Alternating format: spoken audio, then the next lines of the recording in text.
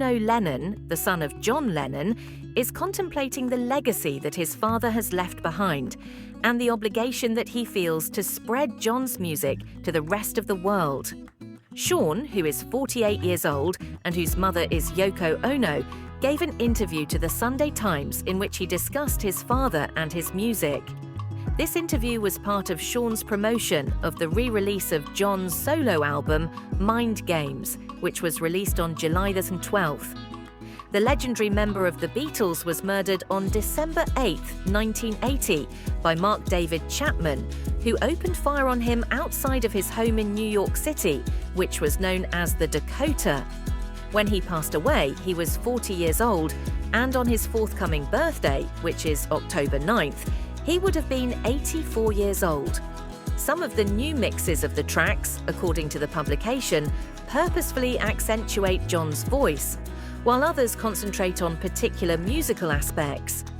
According to Sean, who was just 5 years old when his father passed away, one thing that distinguishes my dad's solo career is how personal his lyrics became.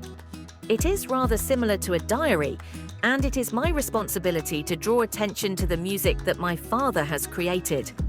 It is not only my responsibility to him, but also a responsibility to the entire planet.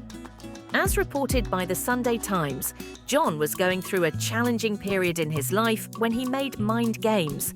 He was living in Los Angeles at the time, having left his wife at the time, Ono, who is now 91 years old, at her recommendation for the couple's helper, May Pang. It was in 1974 that John made his way back to New York, where he would spend the remaining 6 years of his life. In his memory, Gruen noted that the musician was attempting to put the pieces of his life together. He passed away, not as a result of an accident or a disease.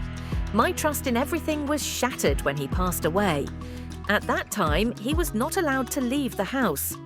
In the process of parenting his son, he gained a lot of knowledge on how to enjoy his life and how to remain sober.